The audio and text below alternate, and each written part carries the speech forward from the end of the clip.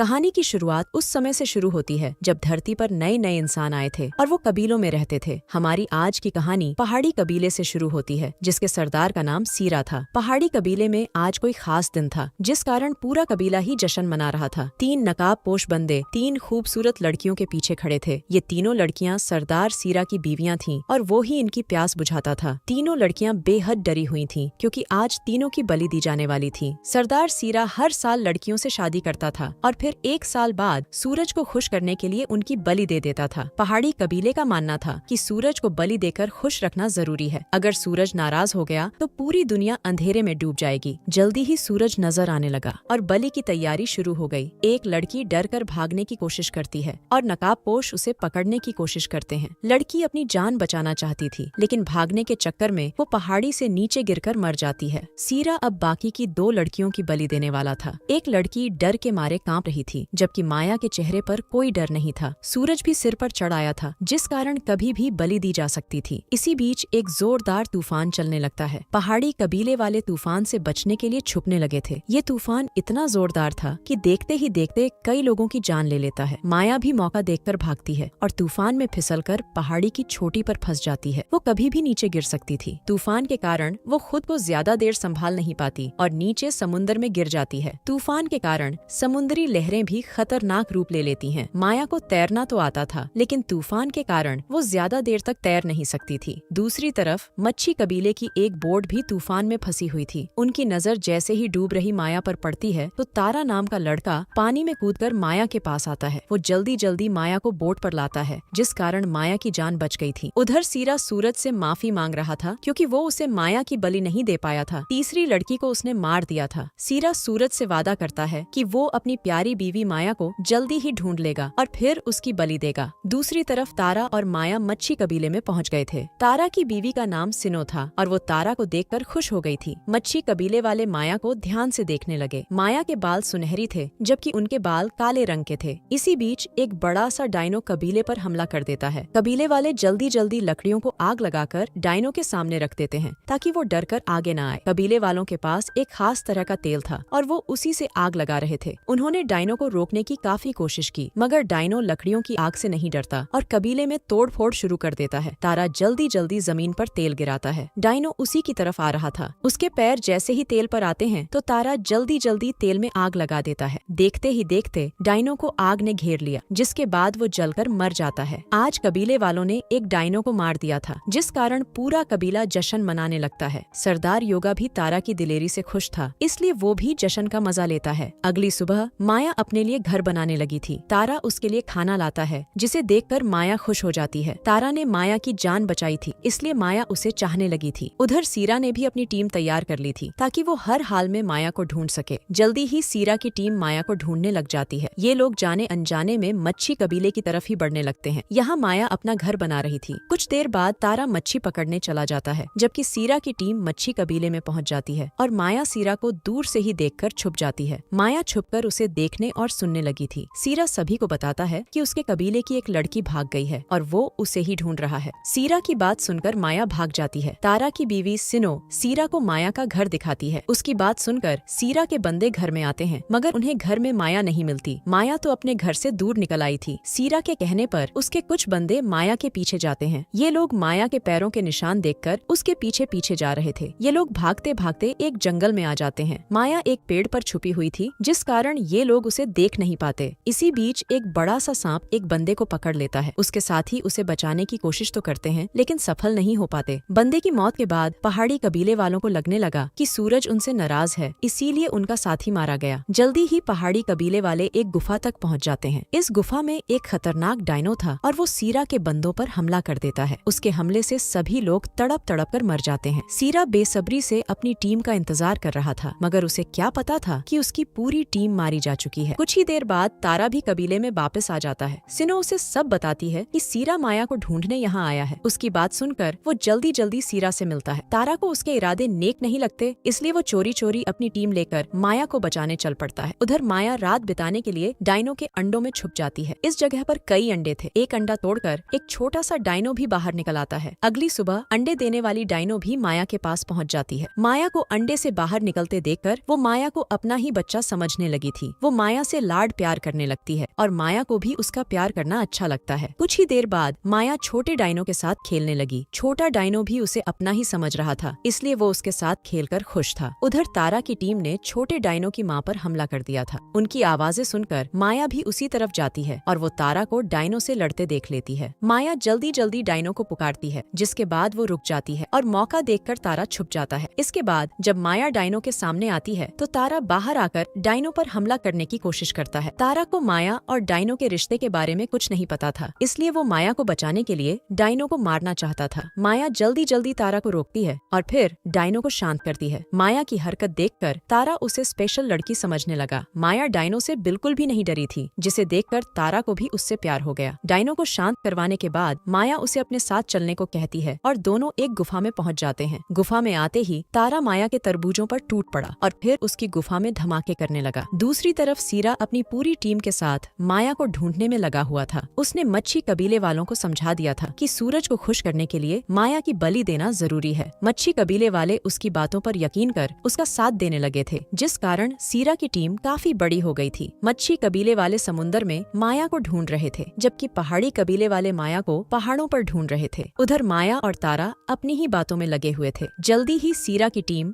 दोनों को ऊपर से घेर लेती है। सीरा माया को अपने पास बुलाता है, मगर वो दोनों समुद्र में कूद जाते हैं। दोनों समुद्र की मदद से सीरा से बचना चाहते थे, मगर दोनों को ये नहीं पता था कि तारा का कबीला भी उनका दुश्मन बन चुका है। समुद्र से निकलकर दोनों पहाड़ों की तरफ दौड़ने लगे। सीरा की टीम इतनी बड़ी थी कि वो चारों दिशाओं से दोनों पर नजर रख रही थी और इन दोनों की हर खबर सीरा तक पहुंच रही थी। तारा और माया भागते भागते जंगल में आ जाते हैं और यहाँ पर सीरा की टीम दोनों को पकड़ लेती है। इसी बीच माया को अपनी औलाद समझने वाली उसकी डायनो माँ भी आ जाती है। उसे देखकर सभी डर गए थे। सीरा की टीम माया को छोड़कर भागने लगती है, जिसके बाद डायनो माया को उठाकर चली जाती है। कुछ देर बाद तारा मच्छी कबीले में था और सीरा उसकी बलि देने वाला था। वो सूरज निकलने का इंतजार कर रहा था और इसी बीच समुद्री किनारे से बड़े बड़े क्रैब्स बाहर आने लगते हैं। बाहर आते ही वो सभी को खाने लगे। देखते ही देखते समुद्र में इतना जोरदार तूफान आता है कि सभी लोग डर कर भागने लगते हैं। तारा अपनी बीवी सिनो से मदद मांगता है, लेकिन वो उसे छोड़कर भाग जाती है। इसी बीच माया भी कबीले में आ जाती है और वो जल्दी जल्दी तारा के हाथ पैर खोलती है। कबीले वाले बोट्स में चढ़कर भागने की कोशिश करते हैं, मगर तूफान में फंसकर मारे जाते हैं। तारा की बीवी को क्रैब्स खींचकर मार देते हैं। तारा और माया भी एक बोट पर भागने लगते हैं, मगर जब साला सीरा उन्हें रोकने की कोशिश करता है तो तारा उससे लड़ने लग जाता है। देखते ही देखते तारा उस साले को मारकर माया के साथ भाग जाता है। समुद्री तूफान ने सब कुछ बर्बाद कर दिया था और सभी को मार दिया था। कहानी के आखिर में सिर्फ 4 लोग ही जिंदा बचे थे। एक तो माया और तारा थे, जबकि दूसरे 2 लोग पहाड़ी कबीले के थे। इसी के साथ इस कहानी का यही अंत हो जाता है।